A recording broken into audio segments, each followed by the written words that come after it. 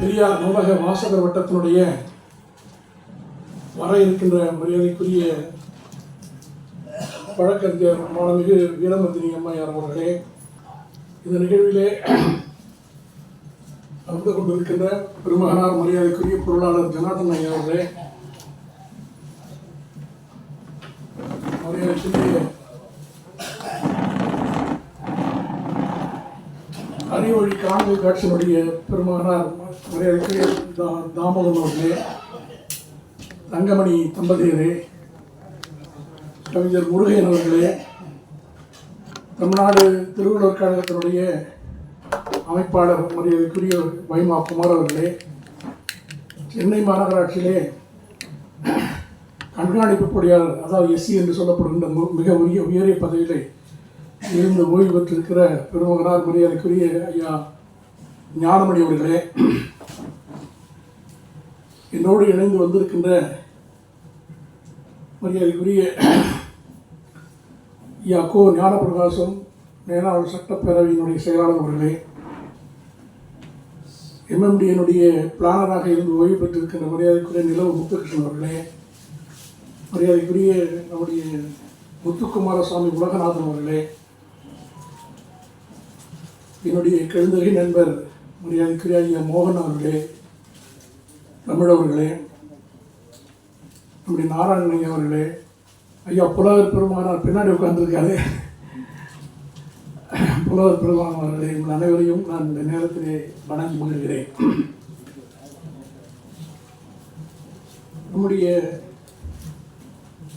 பெரியார் நூலக வாசகர் வட்டத்தின் சார்பில் இன்று நடைபெறுகின்ற 2584ஆம் ஆண்டு கூட்டத்திலே திராவிட லெனின் டாக்டர் டி.எம். நாயர் அவர்களை பற்றி பேசுவதாக கடந்த மாதமே இதற்கு ஏற்பாடு செய்யப்பட்டிருந்தது. அவருடைய பிறந்த நாள் 15 ஜனவரி என்று வந்த காரணத்தினாலே அந்த காலத்திலே பேசினால் நன்றாக இருக்கும் என்று வீரமந்தினி அம்மா அவர்கள் எனக்கு ஆணையிட்டார்கள். ஆனால் முன்கூட்டியே தேதி கொடுத்து விட்ட காரணத்தினாலே அந்த தேதியை மாற்ற முடியாது என்று அந்த ஏற்றுக்கொண்டவர்கள் சொன்ன காரணத்தினாலே இது தள்ளி போய் இந்த பிப்ரவரி மாதம் இந்த கூட்டம் நடைபெறுகிறது. எப்பொழுது இருந்தாலும் என்ன, நம்முடைய தமிழ் உள்ளங்கள் மகிழ்ந்திருக்கின்ற வகையிலே தமிழ் பெருமக்கள் எல்லாம் சிறந்தோங்கி விளங்க வேண்டும் என்பதற்காக அரும்பாடுபட்ட சான்றோர்களை பற்றியெல்லாம் நாம் அவ்வப்போது பேசுவது சிறந்தது. அவருடைய வாழ்க்கை வரலாறை நாம் அப்போது அறிந்து கொள்வது நன்றாக இருக்கும் என்று கருதுகிறேன். காரணம், ஏற்கனவே நான் சொன்னது போல ஆசிரியர் அவர்களிடத்திலே பேசுகின்ற பொழுது நம்முடைய இயக்க வரலாறை நாம் அப்போது பேசிக்கொண்டே இருக்க வேண்டும் என்று அவர்கள் சொன்னார்கள். காரணம், ராமாயணம் எப்பொழுதே நடந்தது, எப்பொழுதோ முடிந்துவிட்டது. ஆனால் இன்றளவும் பார்ப்பனர்கள் அதை கையில் எடுத்துக்கொண்டு இந்த ராமாயணத்தை பேசிக்கொண்டே வருகிறார்கள் என்பது நாமெல்லாம் அறிவோம். அனைவருக்கும் அந்த கதை தெரிந்திருந்தாலும் அதை திருப்பி திருப்பி ஆண்டாண்டு தூரம் அதை அப்படியே பொழிந்து கொண்டிருக்கின்றவர்களை பார்க்கின்ற பொழுது நாம் ஏன் நம்முடைய திராவிட இயக்க முன்னோடிகளை பற்றி அவ்வப்போது திருப்பி திருப்பி ஏன் பேசக்கூடாது என்று அவர்கள் சொன்னார்கள்.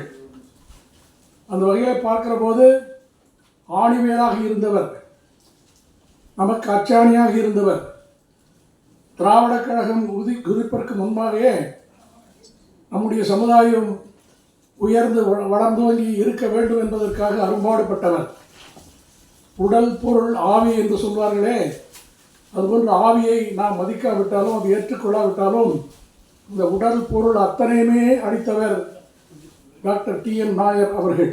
நம்முடைய தமிழகத்திற்கு தமிழகம் என்றும் கண்டிராத ஒரு பெருமகனாரை நாம் கண்டிருக்கிறோம்.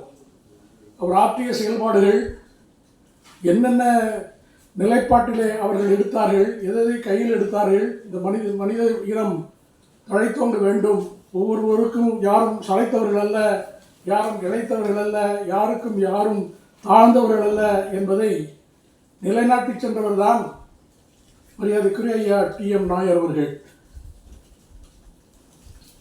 நம்முடைய முன்னோர்கள் அந்த காலத்தில் இருந்தவர்கள் அத்தனை பேருமே பார்க்கிற போது யாருமே சாதாரண மனிதராக இருந்ததே இல்லை. அனைவரும் மிகப்பெரிய செல்வந்தர்களாக, செல்வம் படைத்தவர்களாக, மிகப்பெரிய படிப்பாளியாக இருந்தவர்கள் தான் திராவிட இயக்கத்தினுடைய முன்னோடிகள் என்று சொல்லலாம். அந்த வகையில் யாரும் பசிக்கும் பட்டினிக்குமாக அலைந்தவர்கள் இல்லை. தன்னுடைய சொத்து சுகங்களெல்லாம் விட்டு இந்த மக்கள் நன்றாக இருக்க வேண்டும், நன்றாக வாழ வேண்டும், தழைத்தோடு இருக்க வேண்டும் என்பதற்காக அவர்கள் அரும்பாடுபட்டார்கள் என்பதையெல்லாம் நாம் மனதிலே கொள்ள வேண்டும். அந்த வகையிலே பார்க்கிற போது டாக்டர் டி.எம். நாயர் அவர்கள் அவரும் சாதாரண மனிதனாக அவர் இல்லை. அவர்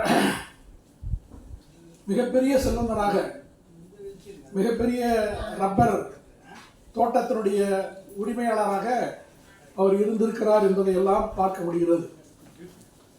அவருடைய தந்தை சங்கர நாயர் என்று பெயர். அக்காலத்தில் தலை சிறந்த ஒரு வழக்கறிஞராக இருந்திருக்கிறார். அக்காலத்தில் வழக்கறிஞர் என்று சொல்லப்போனால் அவர் வரவே முடியாத சூழ்நிலை, வழக்கறிஞராக படிக்க முடியாத சூழ்நிலை, வழக்கறிஞராக படிப்பதற்கு உண்டான வாய்ப்புகளை கொடுக்காத காலங்களிலே அவர் வழக்கறிஞராக வந்திருக்கிறார். வழக்கறிஞர் மட்டுமல்ல, முனிசிபல் கோர்ட்டிலே அவர்கள் ஒரு நீதிபதியாகவும் இருந்திருக்கின்றார். சங்கர நாயர் என்பவர், அதாவது டி.எம். நாயருடைய அப்பா. அவருடைய அம்மா அம்மணி அம்மா அவர்களும் ஒரு பேராசிரியராக, ஆசிரியராக இருந்திருக்கிறார்.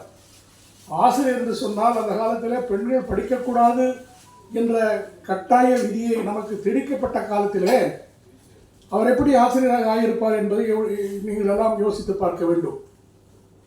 அந்த காலத்தில் பெண்கள் படிக்கக்கூடாது என்ற நிலை இருந்தது. ஆண்களுக்கே படிப்பதற்கு வாய்ப்பு இல்லாத போது எப்படி பெண்கள் படிப்பதற்கு வாய்ப்பு இருக்கும் என்பதை நீங்கள் எண்ணி பார்க்க வேண்டும். அந்த காலத்திலே முதலிலே பெண்களை படித்த வைத்தது இந்தியாவிலேயே கேரள மாநிலம் மட்டும்தான். அந்த பெண்களை படிக்க வைத்த காரணத்தினாலே இன்றளவும் கேரள மாநிலத்திலே கல்வியிலே முதலிடமாக வைத்து வருகிறார்கள் அந்த மக்கள். காரணம், ஆணை படிக்க வைத்தால் அவர் மட்டும் பயன்படுவார். ஒரு பெண்ணை ஒரு தெருவிலே படிக்க வைத்தால் அந்த தெருவே கல்வி கற்றதாக ஆகும். 10 பெண்களுக்கு கல்வி கொடுத்தால் அந்த ஊரே கல்வி கற்றதாக ஆகும் என்பதற்கெல்லாம் சான்றாகத்தான் அந்த காலத்திலே கேரள மாநிலத்திலே பெண்களை முதலிலே படிக்க வைத்திருக்கின்றார்கள். அதுவும் நாயர் என்று சொன்னால், ஐயா புலவர் இங்கே உட்கார்ந்து கொண்டிருக்கிறார், அவருக்கு தெரியும் நாயர் என்றால் தலைவன் என்று பெயர்.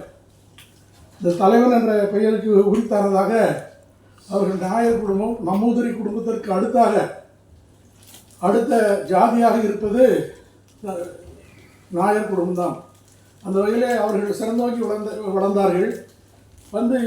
டி.எம். நாயர் அவர்கள் அரசு இவ்வளோ பெரிய பணக்காரராக இருந்தாலும், பல்வேறு ஏக்கர் ரப்பர் தோட்டத்திற்கு உரிமையாளராக இருந்தாலும், அவருடைய தந்தை ஒரு முனிசிப்பாக இருந்தாலும், தன்னுடைய தாய் ஆசிரியராக இருந்தாலும், அவர் அரசு பள்ளியிலே தான் படித்தார். இந்த அரசு பள்ளியிலே படித்து அங்கே இருந்து தேர்ச்சி பெற்று அந்த அரசு பள்ளியிலே இருந்து அவர் வளர்கின்ற போது பல்வேறு வேற்றுமைகளை, இந்த பார்ப்பனர்கள் கொடுத்த வேதனைகளை, தொல்லைகள் எல்லாம் அந்த காலத்திலே அவர் அனுபவித்து வந்திருக்கிறார். அதை பார்க்கிற போது அவர் ஆரம்பத்திலே உங்களுக்கு நினைவிற்கு என்று கருதுகிறேன், படிக்கின்ற பொழுதே ஒரு சோகமான செயல் அவரிடத்தில் எழுந்தது. நன்றாக படிக்கக்கூடியவர், நன்றாக எந்த புத்தகம் கொடுத்தாலும் உடனே படித்து விட்டு அதை ஒப்பிக்கின்ற பக்குவம் படைத்தவர். இந்த மாவட்ட கல்வி அலுவலர் என்று ஒருவர் வருவார் கல்வி நிலையங்களுக்கு மாணவர்களை பரிசோதிப்பதற்காக. அது வருகின்ற போது அந்த மாவட்ட கல்வி அலுவலர் வருகிறார் என்று சொன்ன உடனே பின்னால் இருக்கின்ற ஒரு இடத்திலே உட்கார்ந்து இந்த டி.எம். நாயர் அவர்களை முன் வரிசையில் உட்காரும்படி ஆசிரியர் கட்டளையிடுகிறார். பத்மநாபன் என்பவர், அந்த ஆசிரியருடைய பெயர் பத்மநாபன் நம்பூதிரி.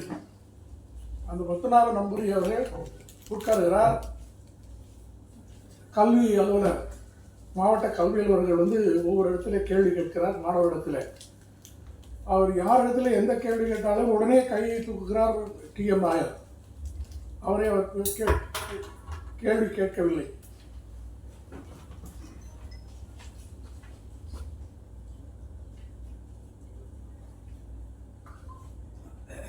அவரை விடுத்து மற்ற மாணவர்களிடத்தில் கேள்வி கேட்கிறார். கேட்கின்ற போது ஒரு சில மாணவர்கள் மட்டும்தான் அதுக்கு பதில் சொல்கிறார்கள்.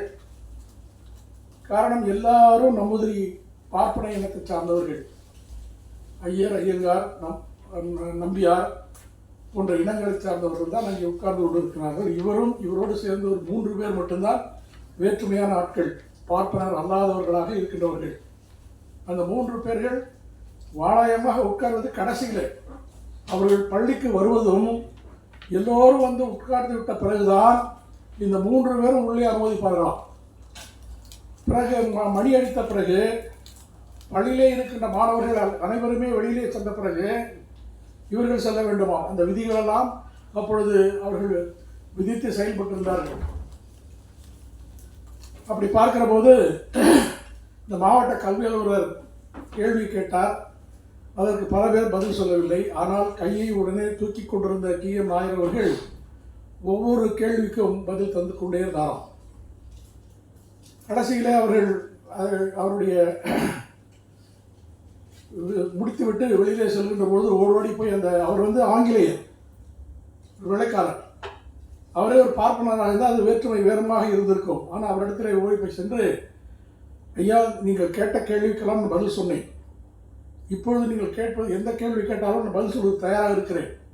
என்னிடத்தில் புத்தகங்கள் இருக்கிறது. இந்த புத்தகத்தை உங்களுக்கு தருகிறேன். எந்த பக்கத்தில் என்ன வருகிறது என்பதை கேட்டால் உடனடியாக சொல்வதற்கு எனக்கு ஒரு வாய்ப்பு இருக்கிறது. அதை கேளுங்க, நான் சொல்கிறேன் என்று அவர்கிட்ட சொன்னாராம். அவர் வியந்து போய், மிக அருமையாக படிக்கின்ற மாணவனாக இருக்கின்றீர்களே, நிச்சயமாக நீங்கள் சிறப்புக்குரிய மாணவர் தான், என்னுடைய வாழ்த்துக்கள் என்று சொல்லி திரும்பினாராம். உடனே அவர் டிஎம் நாயர் அவர்கள் அந்த அதிகாரியை கூப்பிட்டு, ஐயா, எனக்கு ஒரு கேள்வி இருக்கிறது, உங்களிடத்திலே நான் கேட்கட்டுமா என்றாராம். கேளுங்கள் என்று சொன்ன பிறகு, ஐயா, நான் நன்றாக படிக்கின்ற மாணவன் என்று நீங்கள் என்னை வாழ்த்தினீர்கள். எனக்கே தெரியும், நான் நன்றாக படிக்கின்றவன், படிக்கக்கூடியவன். ஒரு புத்தகத்தை கொடுத்தால் முழுமையாக அதை படித்து மறுநாளே நான் வந்து அதற்கு பதிலை கூறுகின்ற நிலை எனக்கு இருக்கிறது. அந்த வகையில் பார்க்கிற போது என்னை கடைசியிலே தான் உட்கார வைக்கிறார்கள். எல்லா மாணவர்களும் நான் முன்னதாக பள்ளிக்கு வந்துவிட்டாலும் நான் உடனே வந்து பள்ளியில் உட்கார முடியாது. எல்லோரும் வந்து உட்கார்ந்த பிறகுதான் இங்கு 3 பேரை உள்ளே அனுமதிக்கின்றார்கள். இது ஏன் இந்த வித்தியாசம், ஏன் இந்த பாகுபாடு என்று அவர் கேட்டிருக்கிறார். அப்போ இந்த வெள்ளைக்காரர்களெல்லாம் இது பாகுபாடு பார்க்காதவர்கள். அவர்கள் வந்தனால தான் நம்முடைய இந்தியாவை கிட்டத்தட்ட 250 ஆண்டுகள் அவர்கள் ஆண்டு கொண்டிருந்த போது பல்வேறு நிலைகளிலே நம்மை உயர்த்தியவர்களும் அவர்கள்தான். அவரும் வந்து ஏன் இந்த பாகுபாடு வித்தியாசம் என்று இந்த ஆசிரியர் கூப்பிட்டு கேட்டார். இல்லை, அவர் உடனே சொன்ன வார்த்தை, சூத்திரர் இவர் மற்றவரோடு உட்கார்வதற்கு தகுதியற்றவர், அப்படி உட்கார்ந்தால் தீர்த்தாகிவிடும் என்று சொல்கிறார்கள். அதனால்தான் இந்த கடைசியில் உட்கார வைக்கிறோம் என்று அந்த ஆசிரியர் சொன்னால் அவருக்கு விளங்கவில்லை. விளங்காத காரணத்தால் சென்று விட்டார். இது மனசிலே பதிந்த முதல் அடி அவருக்கு, டிஎம் நாயர் அவர்களுக்கு. அடுத்து ஒரு நிகழ்வு நடக்கிறது. இவருக்கு இப்போதும் ஒரு ஹோம்ஒர்க்னு சொல்கிறாங்கள, அதுபோல் வீட்டு பாடங்களை எழுதி வருகின்றவர்கள் அந்த பார்ப்பன மாணவர்களெல்லாம் ஒரு மேசை மேலே அவருடைய நோட்டு புத்தகங்களை வைப்பார்களாம். இவருடைய நோட்டு புத்தகங்கள் மட்டும் கீழே வைக்க வேண்டுமா, 3 பேர் அவரோடு சேர்ந்து. அதை பார்க்கின்ற போது ஒரு முறை பெல் அடித்த பிறகு எல்லோரும் போய்விட்டார்கள். ஒரு தவறுதலாக ஒரு புத்தகம், ஒரு நோட்டு புத்தகம் அவருடைய பையில் வந்து விட்டார். அந்த புத்தகத்தை வீட்டுக்கு போய் தான் பார்க்கிறார். பார்த்து எப்பொழுதுமே சீக்கிரம் வருகின்ற நேரத்தோடு வருகின்ற டிஎம் நாயர் அவர்கள் அந்த இதரம் சற்று நேரமாகிவிட்டது.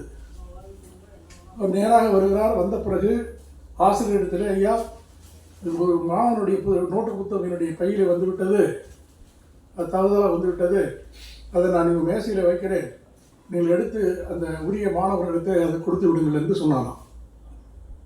இந்த ஆசிரியர் என்ன சொல்லியிருக்கார், உடனே வந்து வைங்க அப்படின்னு சொல்லி அந்த குறிப்பிட்ட மாணவனை அழைத்து இந்த உங்களுடைய புத்தகம் கிடைத்து விட்டது, நீ எடுத்துக்கொண்டு சொல்லு. அந்த மாணவன் வந்து நேராக ஆசிரியரிடத்தில் இந்த நமுதிரி பார்ப்பான்.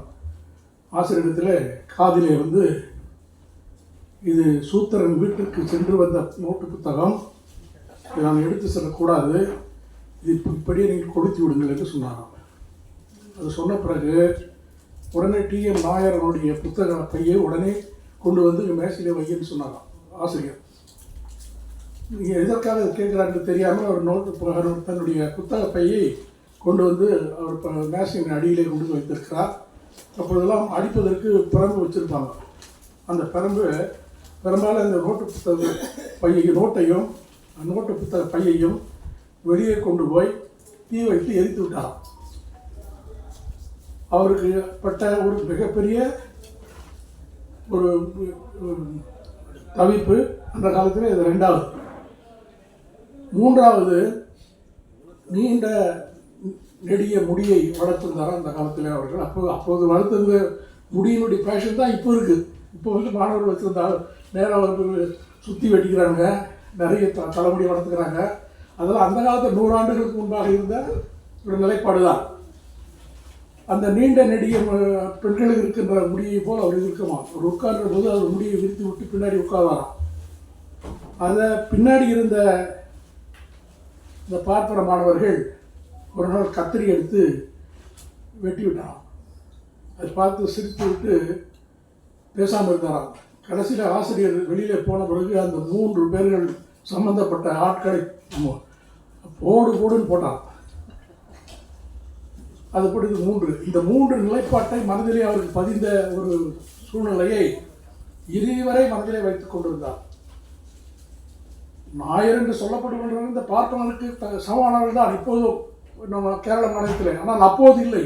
காரணம், பார்ப்பனை தவிர மற்ற அனைவருமே சூத்திரர்கள் என்று அவமதிச்ச காலம், நம்ம எல்லாம் மதிக்காத காலம், நீங்களெல்லாம் வளரக்கூடாது என்ற காலம், பள்ளிக்கு செல்லக்கூடாது என்ற காலம், பள்ளி உனக்கு தேவையில்லை என்ற சொல்லப்படுகின்ற காலம்.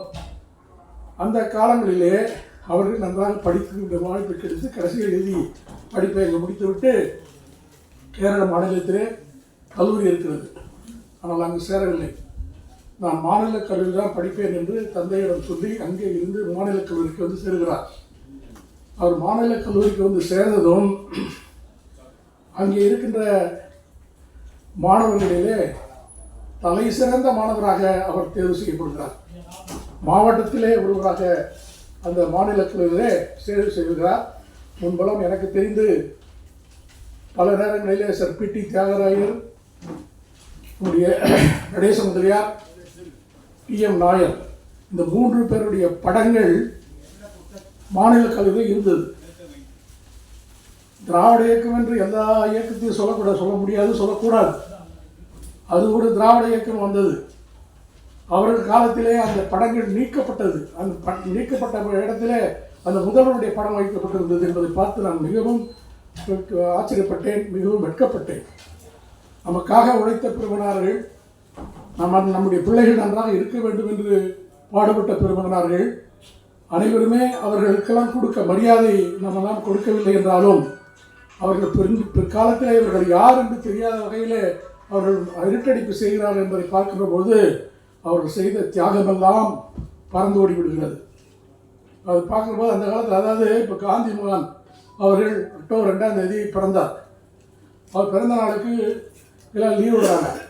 அப்படி விடுப்பு விடவில்லை என்றால் காந்தி யார் என்று தெரியாமல் போய்விடும். காந்தி என்பது யார் என்பது நம்முடைய பிள்ளைகளால் கேட்பதற்கு உண்டான வாய்ப்பு ஏற்பட்டுவிடும். அந்த வகையிலே நம்முடைய முன்னோர்கள், நம்முடைய திராவிட இயக்கத்தினுடைய முன்னோர்கள், திராவிடத்திற்காக பாடுபட்டவர்கள், திராவிட பெருமனார்களெல்லாம் இருக்கின்ற காலத்திலே இந்த மக்கள் எல்லாம் படிக்க வேண்டும், மேலே வர வேண்டும் என்பதற்காக பாடுபட்டவருடைய படங்களை அவர் படித்த இடத்திலே அகற்றுகிறார்கள் என்றால் அவர்கள் என்ன சொல்வது? இன்று கூட கிடையாது. நம்முடைய ஆட்சி வந்திருக்கிறது இப்பொழுதும் அந்த படங்கள் இங்கே இல்லாமல் இருக்கிறது என்பது மிகப்பெரிய ஒரு வருத்தமாக இருக்கிறது. அந்த காலத்தில் அவர்கள் அந்த படங்கள் எல்லாம் வைத்திருந்தார்கள். பல காலமாக காங்கிரஸ் அரசு இருந்தபோது கூட அந்த படம் அங்கே இருந்தது, இப்பொழுது இல்லை. இது பெரிய வருத்தத்தோடு நான் தெரிவித்துக் கொள்கிறேன். அந்த வகையிலே மாநில கல்லூரியில் படித்தார். எஃப்ஏ ஃபெலோ ஆஃப் ஆர்ட்ஸ் என்று அப்பொழுது பிஏக்கு அந்த பட்டம் அங்கே படிக்கிறார். படித்த முதல் மாணவனாக மாநிலத்தில் வருகிறார். பிறகு அங்கே இருக்கின்ற ஃபெலிக்ஸ் வில்லியம் என்ற ஆசிரியர் இவருடைய படிப்பை பார்த்து, இவர் அறிவை பார்த்து, இவர் நுண்ணறிவை கண்டு, நீங்கள் ஆராய்ச்சி மாணவராக நீங்கள் போக வேண்டும், நீ சாதாரண ஒரு ஃபெலோ ஆஃப் ஆர்ட்ஸ் என்ற நிலையிலே உங்கள் படிப்பை நிறுத்திவிடக்கூடாது என்று சொல்லி நீங்கள் ஆராய்ச்சி மாணவராக படிங்கள் என்று சில காலம் சொன்னாராம். பிறகு அவரே ஒரு கடிதம் கொடுத்து, மெட்ராஸ் மெடிக்கல் காலேஜ் இருக்கிறது, அங்கே போய் நீ மருத்துவம் படி, மக்களுக்கு பயன்படும், நீ அருமையான ஒரு பொதுநோக்கு உடையவனாக இருக்கிறாய் என்று சொல்லி அவருக்கு ஒரு சிபாரிசு கடிதம் கொடுத்து மெட்ராஸ் மெடிக்கல் காலேஜில் அவரை போய் சேர்வதற்குண்டான ஏற்பாட்டை செய்கிறார். அங்கே போய் படிக்கிறார். படித்து கொண்டு இருக்கின்ற பொழுது அங்கே இருக்கின்ற இன்னொரு ஆசிரியர், அவரும் ஆங்கிலேயர், வெள்ளைக்காரர், அவரும் இவர் நுண்ணறிவையும் இவருடைய படிப்பையும் இவர் அருமையான மாணவராக இருக்கிறார் என்பதற்காக ஸ்ரீசக் என்ற லண்டனில் இருக்கின்ற அந்த கல்லூரிக்கு பரிந்துரை செய்து, ஒரு அருமையான மாணவர் இங்கே மருத்துவம் படித்து கொண்டிருக்கிறார், இவர் லண்டனிலே படித்தால் அந்த லண்டனுக்கே ஒரு பெருமை, இவருக்கும் பெருமை, இந்த நன்றாக படிக்கின்ற மாணவனுக்கு நாம் கொடுக்கின்ற ஒரு பெரிய வாய்ப்பாக இருக்கும் என்று சொல்லி அங்கேயே ஒரு கடிதம் நேரடியாக ஸ்ரீசக் என்ற கல்லூரியிலே அங்கே கடிதம் கொடுத்து நேராக அங்கே போய் லண்டனில் போய் இடையிலே இந்த படிப்பை விட்டு அங்கே போய் சொல்கிறார். எம்பிசிஎம் என்று இப்போ எம்பிபிஎஸ் இருக்குல்ல, அந்த படிப்புக்கு பெயர் அப்பொழுது எம்பிசிஎம் என்ற எம்பிபிஎஸ் பட்டம். அங்கே படிக்கிறார். படிக்கின்ற பொழுது மாணவரிடத்தில் எல்லா மொழிகளையும் இவர் கற்று தேர்ந்து அங்கே செயல்பட்டு வருகிறார். அந்த மொழிகள் என்று சொன்னால் அங்கே இருக்கின்ற ஜெர்மனி, அந்த அந்த நாட்டிலே உழவுகின்ற மொழிகள் அத்தனையுமே இவர் தேர்வு செய்து படித்து அதை படிப்பதற்கும் எழுதுவதற்கும் பேசுவதற்கும் வாய்ப்பை ஏற்படுத்தி கொடுக்கிறார். அங்கிருந்து வந்த பிறகுதான் அந்த மருத்துவமனையில் அவர் சேர்ந்து படிப்பதற்கு உண்டான ஏற்பாடு செய்கிறார்கள். அந்த மருத்துவமனையில் இவருக்கு சில காலம் செய்கிறார். அங்கே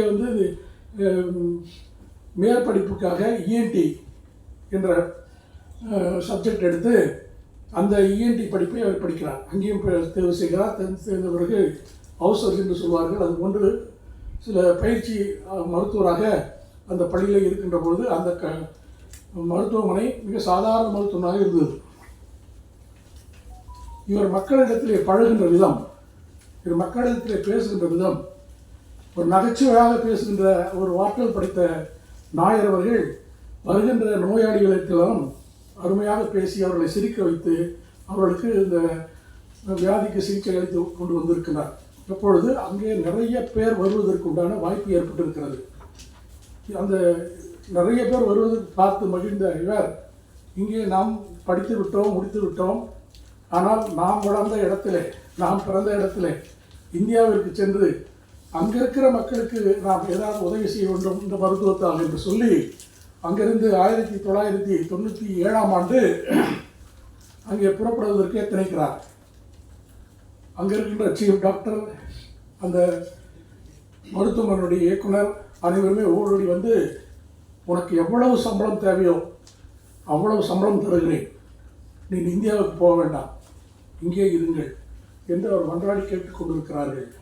அவர் சொன்ன வார்த்தை, எனக்கு இங்கே என்னுடைய போடுவதற்கு உடையும், அதாவது கோட்டும் டையும் நீங்கள் கொடுத்தது உங்களுடைய கலாச்சாரம், ஆனால் இங்கே நான் அனைவருக்கும் நான் சிகிச்சை பெறுவதற்கு உண்டான அறிவை கொடுத்தது என்னுடைய நாடு.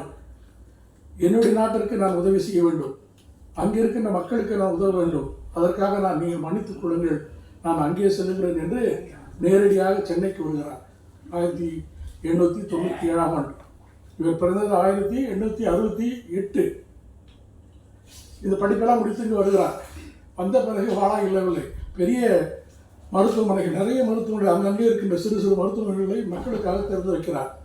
திருவேலைகளிலே மட்டும் திறக்கின்ற போது, அவர் சிகிச்சை அளித்து வருகின்ற பொழுது அங்கே இருக்கின்ற பார்ப்பனர்கள் சிலர் எல்லோரோடும் சேர்ந்து எங்களை சிகிச்சை செய்கிறீர்கள், சிகிச்சை பார்க்கிறீர்கள், தயவுசெய்து எங்களுக்கு ஒரு தனியான ஒரு அறையை ஒதுக்குங்க, மற்றவர்களுக்காக தனியாக அறையை ஒதுக்குங்க அப்படின்னு அவர்கிட்ட கேட்டிருக்காரு. இந்த வார்த்தையை ஏற்கனவே டாக்டர் டிஎம் நாயர் இடத்துல, டாக்டர் நடேச முதலியார் இடத்துல கேட்டிருக்காங்க. ஆனால் அவர் ஒத்துக்கிட்டார். ஆனால் இவர் ஒத்துக்கல. என்னால் அதெல்லாம் முடியாது, என்னிடத்தில் நீ சிகிச்சை பெற வேண்டும் என்று விரும்பினால் எல்லோரும் வருவார்கள், அவரிடத்தில் நீங்கள் உட்காருங்கள், அப்படி உட்கார உங்களுக்கு பிரியமில்லை என்றால் நீங்கள் தாராளமாக இங்கு சென்று விடலாம், நான் உங்களுக்கு இப்போ சிகிச்சை அளிக்க வேண்டிய அவசியம் கிடையாது என்று ஆணித்தரமாக அவரிடத்தில் சொல்லுகிறார். அப்போது மிக வேற்றுமை அவரிடத்தில் வந்திருக்கிறது. பலவிதமான சோதனைக்கு உள்ளாக்கப்பட்டிருக்கிறார். இப்பொழுது இருக்கின்ற சோதனை போல எப்படி இப்பொழுது பிஜேபியில் இருக்கின்ற நம் மக்கள் எல்லாம் இங்கே சேர்ந்து நாம் எப்படி வளர்ந்தோம், எப்படி வாழ்ந்தோம், எப்படி நம்ம வளர்க்கப்பட்டோம் என்ற நிலைப்பாடை அவர்களெல்லாம் மறந்துவிட்ட காரணத்தினாலே நம்முடைய முன்னோர்கள் எல்லாம் நமக்காக பாடுபட்டு நாம் இவ்வளவு பேர் வளர வேண்டும், இவ்வளவு உயரத்திற்கு நாம் உயர வேண்டும் என்று பாடுபட்டவர்கள் எல்லாம் மறந்துவிட்டு நம்மை இன்றும் அழுத்தி கொண்டிருக்கின்றவர்கள் இடத்துல போய் வால் பிடித்து கொண்டிருந்தால் அந்த நூற்றாண்டு இன்னும் திரும்பி வந்திருக்கிறது. இன்னும் எத்தனை டிஎம் நாயரோ, எத்தனை பிடி தியாகராயரோ, எத்தனை நம்முடைய நடேச முதலியாரெல்லாம் உதிப்பார்கள் என்பது தெரியவில்லை. கோழைத்தனமான இருக்கின்றார்கள் பல பேர்.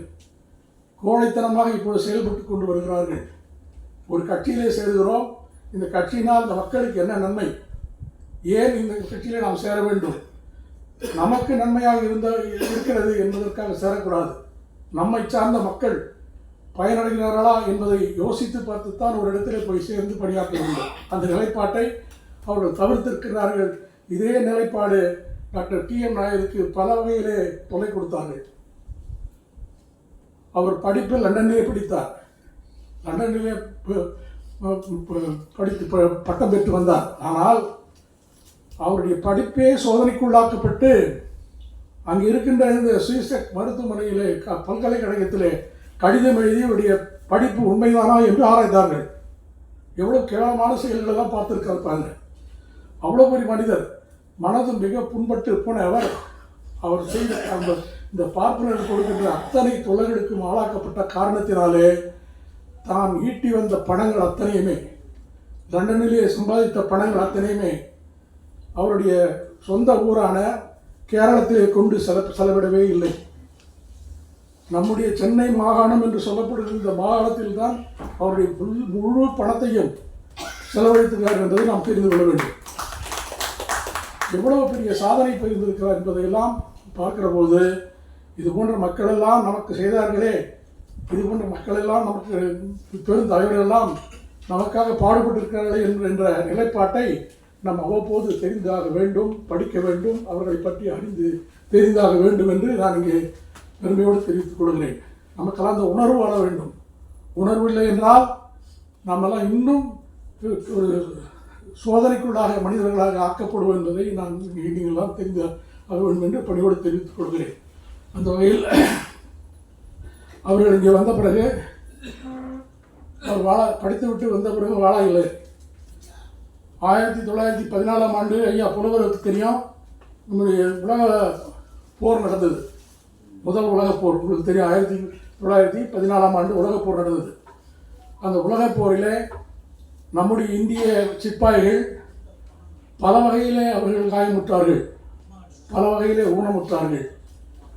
இவர்களுக்கெல்லாம் ஒரு குழு இந்த இந்திய அரசு அந்த இடத்திற்கு அனுப்பி வைத்தது கப்பலில்.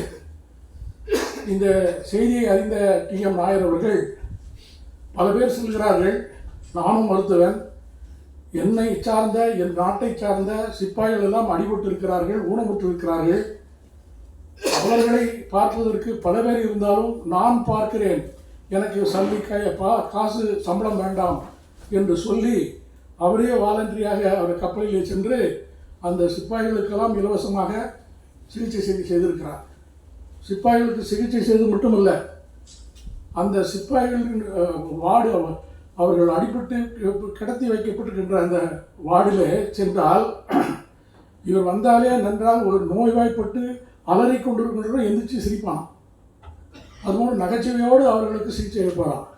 அது மட்டுமல்ல, அவர்களுக்கு சில காலம் 2-3 மாதம் காலம் அவர்கள் சிகிச்சை அளிக்கப்பட்டு அந்த சிகிச்சை அளித்ததினாலே அவர்கள் நன்றாக ஆன பிறகு அவருக்கு உபகரணங்கள், கால் போனவர்களுக்கு வண்டி போன்ற பல வகையான உபகரணங்கள் அவர் கொடுத்து உதவி இருக்கிறார், அது சொந்த பணத்தில்.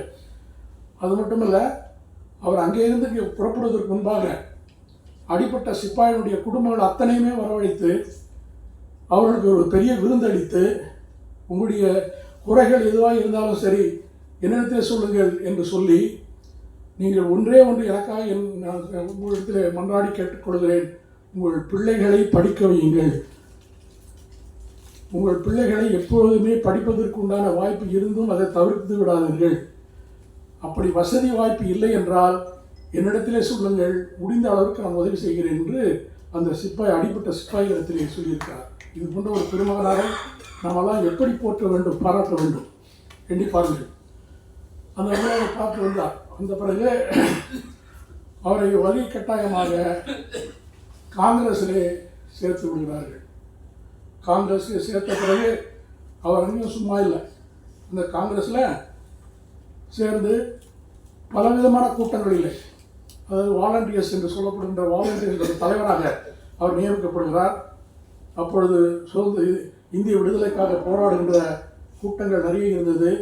அந்த கூட்டத்திற்கெல்லாம் நேரடியாக சென்று பலவிதமான பொறுப்பொழியாட்டி அந்த இளைஞர்களெல்லாம் மனம் திறந்து வைத்து, நாம் எதற்காக போராடுகிறோம், ஏன் போராடுகிறோம், நமக்கு ஏன் விடுதலை வேண்டும் என்ற நிலைப்பாட்டை எல்லாம் அவரிடத்திலே அறிவுறுத்தி சொல்லி அவர்களெல்லாம் செய்து வருகிறார்.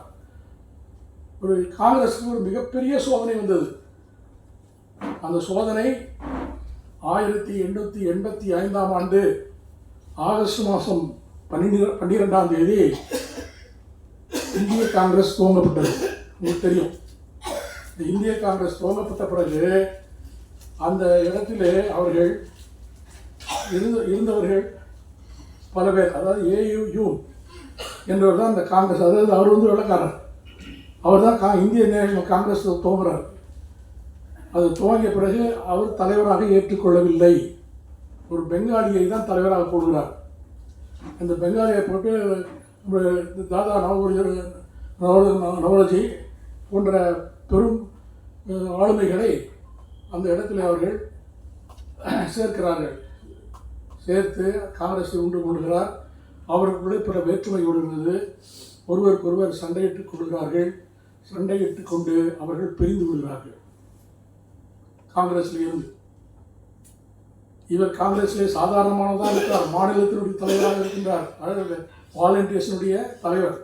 இவர் பெரிய பொறுப்பு கூட தரல அவர் நிறைய. அது காரணம், பொறுப்பு கொடுக்காததுக்கு ஒரு காரணம் என்னென்னா, அங்கேயும் அந்த பார்ப்பனுடைய பிரவேசம்.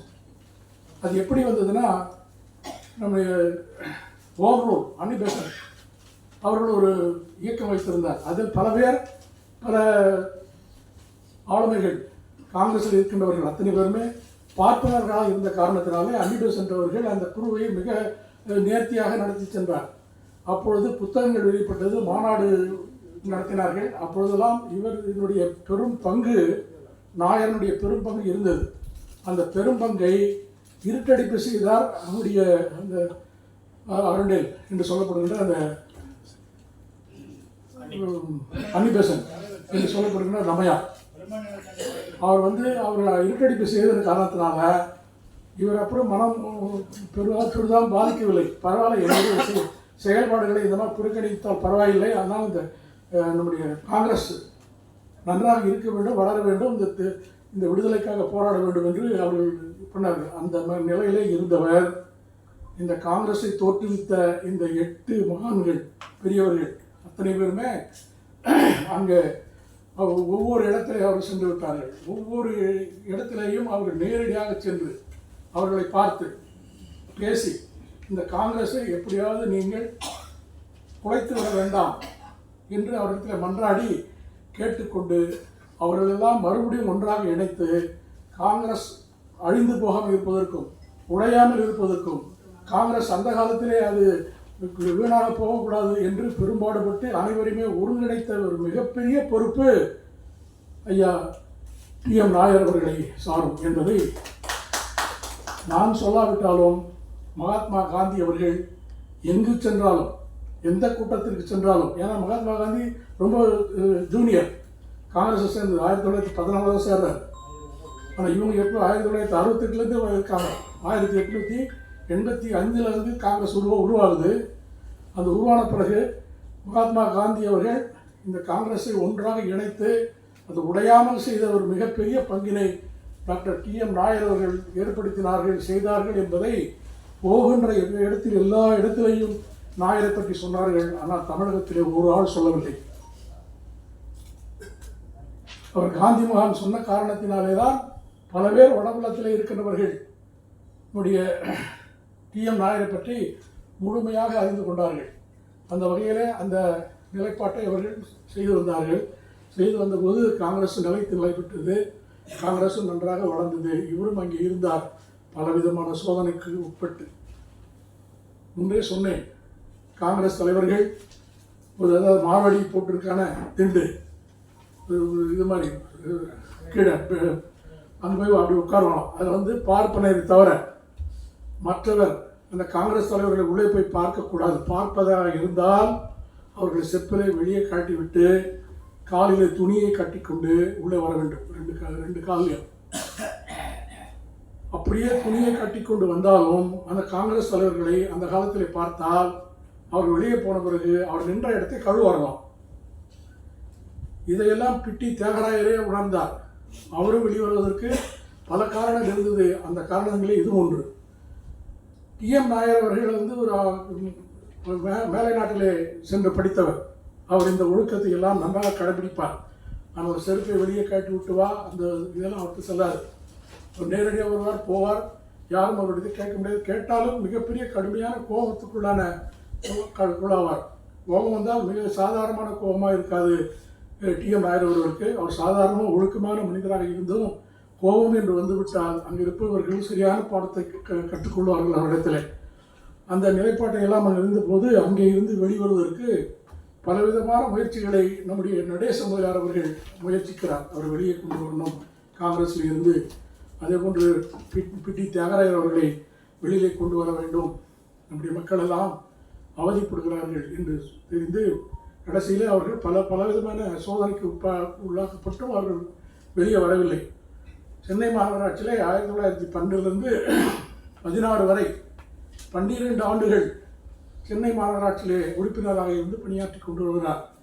வந்த பிறகு அவர் மேலை நாட்டிலே படித்த அத்தனை ஒழுக்கத்தையும் சென்னை மாநகராட்சியில் புகுத்துவதற்கு உண்டான எல்லா ஏற்பாடுகளையும் செய்கிறார். ஒவ்வொரு நேரங்களிலேயும் அவர் போராடி தான் பெற்றார். சென்னை மாநகராட்சியிலே சென்னையிலே இருக்கின்ற தெருக்களிலே 40 அடிக்கு குறைவான எந்த தெருவும் இருக்கக்கூடாது என்ற சட்டத்தை உருவாக்கியவர். 40 அடிக்கு குறைவாக இருந்த தெருக்களை உடனடியாக அகலப்படுத்தி அது 40 அடியாக ஆக்க வேண்டும் என்று சென்னை மாநகராட்சியிலே அவர்கள் ஒரு தீர்மானத்தை போட்டு வெற்றி கண்டவர். அந்த வெற்றியின் காரணமாக அவர்கள் பலவிதமான செயல்களை புரிந்தார். பாதாள சாக்கடை என்று இருக்குல்ல, இந்த பாதாள சாக்கடையை சென்னையில் முதல் புகுத்தியவர் டி.எம். நாயர் அவர்கள்.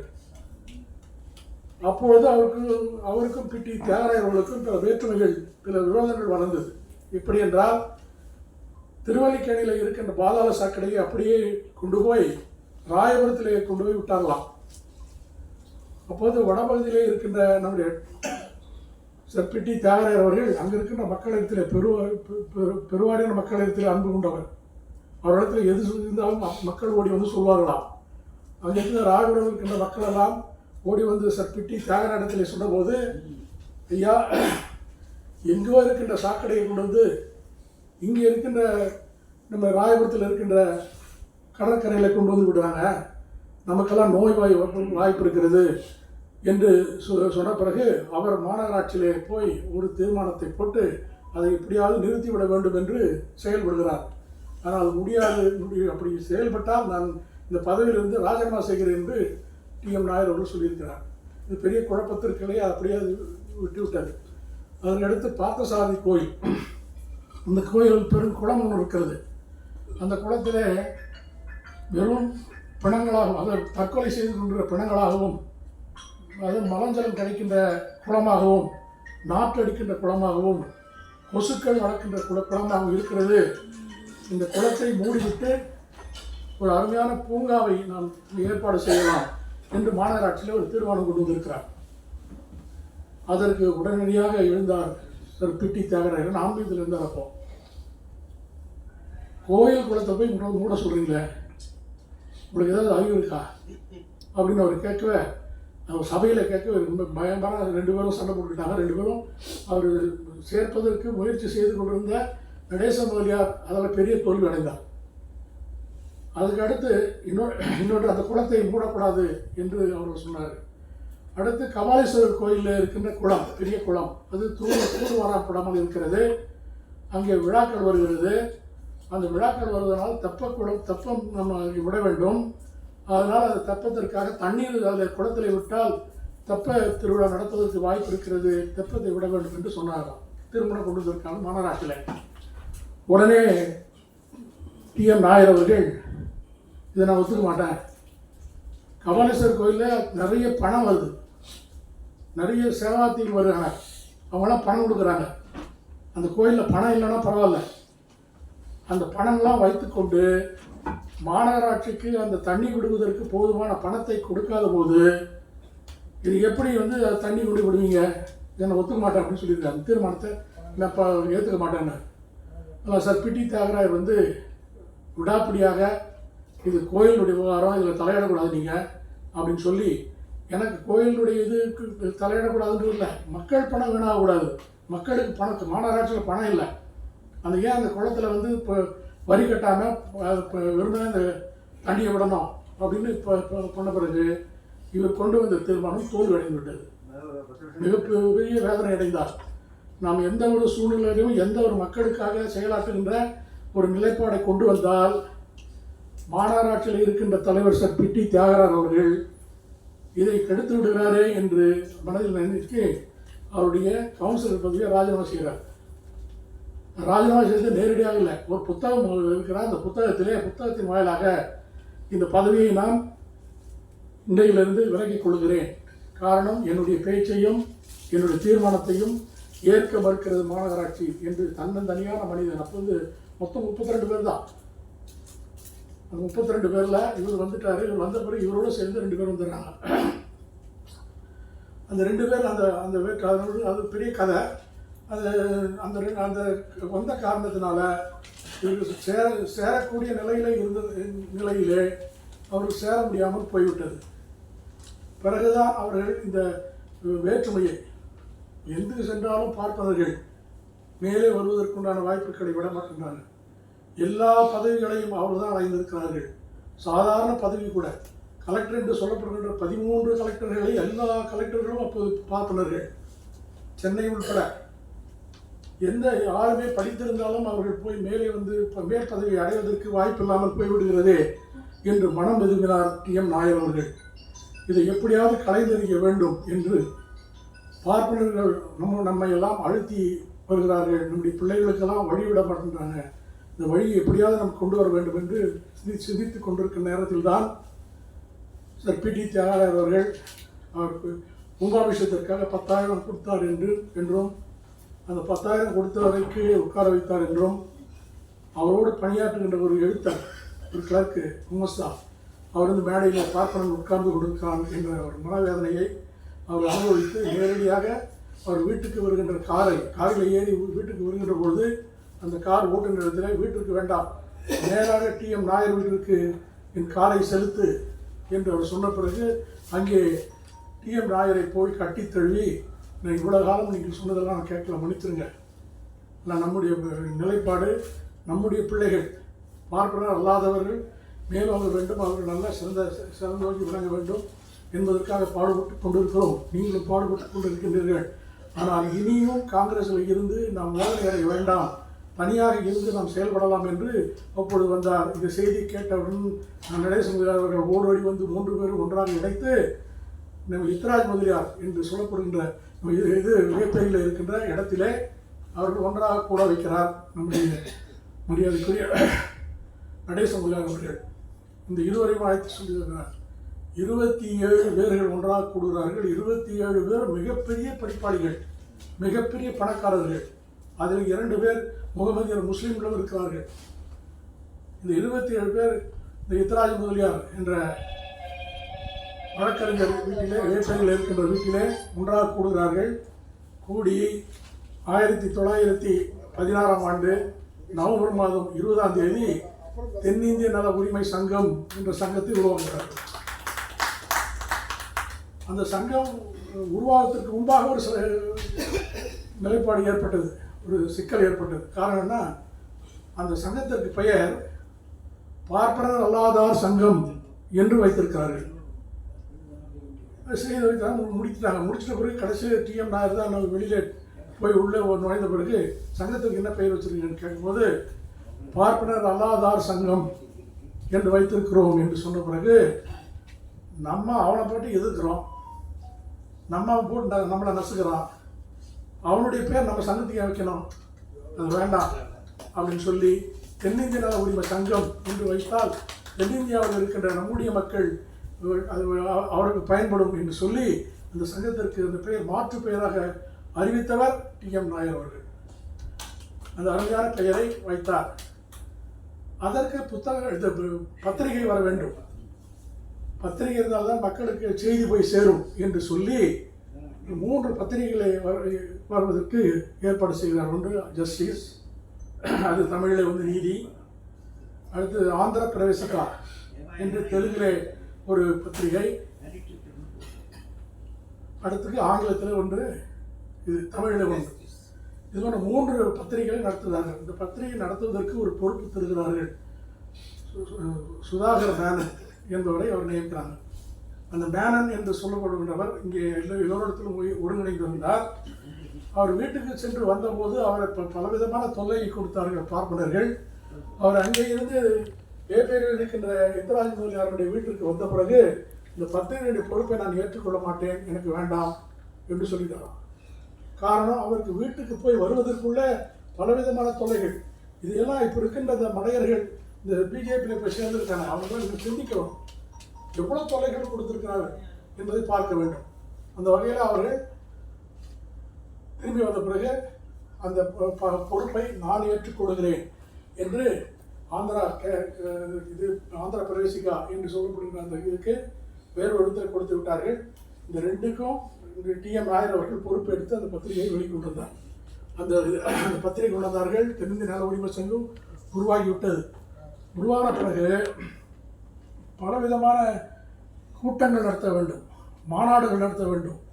இந்த சங்கம், தென்னிந்திய நல உரிமை சங்கம் அது வளர்ந்தால்தான் மக்கள் எல்லாம் எப்படி இந்த சங்கம் இருக்கிறது என்பதை தெரிந்து கொள்ள வேண்டும் என்று இந்த சென்னை மாகாணம் முழுவதும் பல கூட்டங்களிலே போய் சென்று பேசிய ஒரே பெருமகன் டிஎம் நாயர் தான். சார் பிடி தாயர் மிகப்பெரிய பணக்காரர், நீங்கள் தெரிய பணக்காரன்டா கொஞ்சம் நாசகாக தான் இருப்பாங்க. அவர் நாசகாக இல்லை, இருந்தாலும் கூட்டங்கள் வெளியே ஊருக்கு செல்கின்றதை தவிர்த்தார். அதனால நம்முடைய நடேச முதலியார் அவர்கள் மருத்துவத்தில் மிகவும் அவர் கான்சன்ட்ரேட் பண்ணதுனால அதையும் விடுத்தார். ஆனால் எல்லா இடத்திற்கும் சென்று பலவிதமான பேச்சாளர், எழுத்தாளர், நல்ல சிந்தனையாளர், நல்ல அறிவாளி டிஎம் நாயர் அவர்கள்.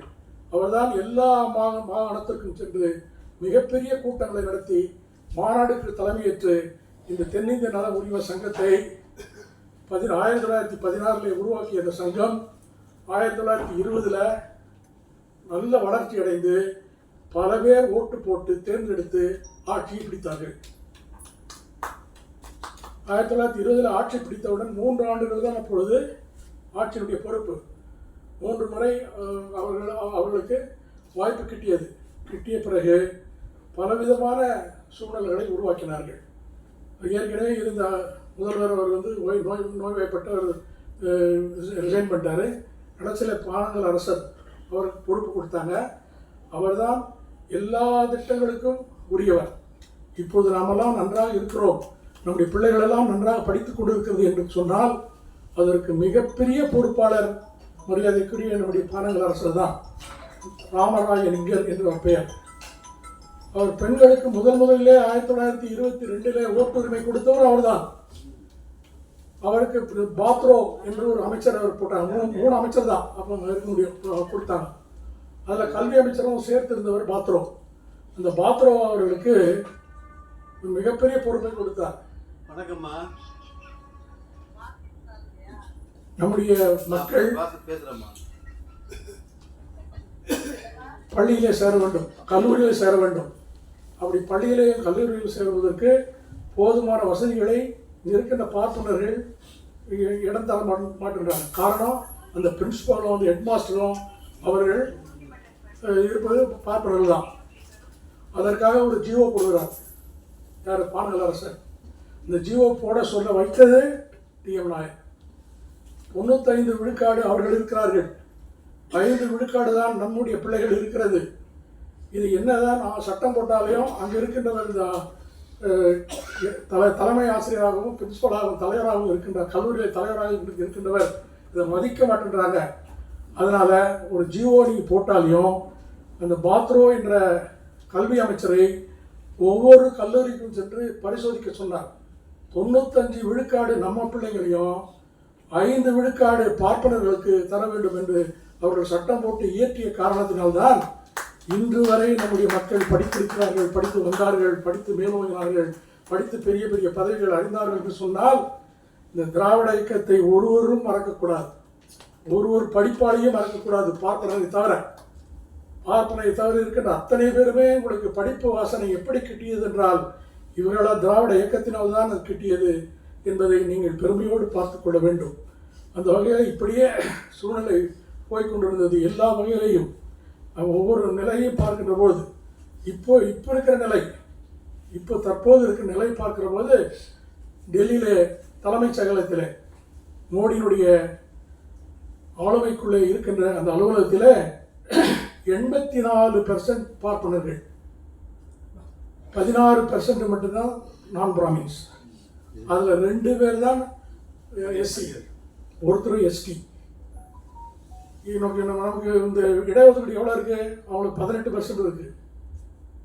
இன்னும் நமக்கு 27% இப்போ தான் வந்து அது இருந்து விபி சிங் நமக்கு ஏற்படுத்தி கொடுத்த அந்த 27 விழுக்காடு நடைமுறையில் இல்லாத இருந்தது.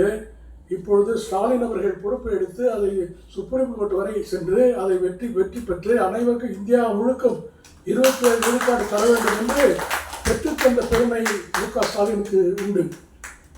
ஏற்கனவே விபி சிங் அவர்கள் இடத்தை ஒதுக்கிட்டு சென்றார். அவர் இட ஒடுக்கீடு செய்த காரணத்தினாலே அவர் பதவியை அவர் இறக்கினாங்க, அவர் ஆட்சியை கலைத்தார்கள் பிஜேபி. அப்பொழுது இந்த 27% மற்றவர் கொடுத்தார் என்ற ஒரே காரணத்திற்காக அது இப்பொழுது வந்தார். ஏன்னா இப்போ இருக்கிற நிலை 84% அவர் தான். எல்லா ஐஏஎஸ் ஆஃபீஸர் 3450 பேர், அதில் மொத்தமே இருக்கிறது 2511 பேர் பார்ப்பனர்கள், மீதி தான் நம்ம. அப்படி வரைய ஹைகோர்ட்டில் எடுத்துங்க 56 பேர் ஹைகோர்ட்டில் இருக்காங்க. இங்கே சென்னையில் அது இது இல்லை, மற்ற இடத்துலலாம் பார்க்கும்போது இல்லை. கேரளாவில் 60% பார்ப்பனர்கள் இருக்காங்க உச்ச நீதிமன்றத்தில், இது உயர் நீதிமன்றத்தில். அதுபோல் உச்ச நீதிமன்றம் எடுத்துக்கொண்டாலும் அங்கேயும் எல்லோரும் வந்துட்டாங்க. இப்போ இடஒதுக்கீடு என்பது அப்போது இருந்தது, இப்போ மறுபடியும் திரும்பி வந்துச்சே. இதுக்கு யார், எந்த நாயர் வருவார், எந்த பிட்டி தியாகராயர் வருவார், நம்முடைய நடேசமுலர் வருவார் தெரியல. காரணம், அவர்களெல்லாம் நம்மெல்லாம் மதிக்க முடியாத காரணத்தினாலே, நம்ம இன்னும் தாழ்த்தி தாழ்த்தி தாழ்த்தி இருக்கின்ற காரணத்தினாலே நம்மெல்லாம் இன்னும் மேலே இப்படியாவது முற்றி மோதி இப்படியோ வருகிறோம்.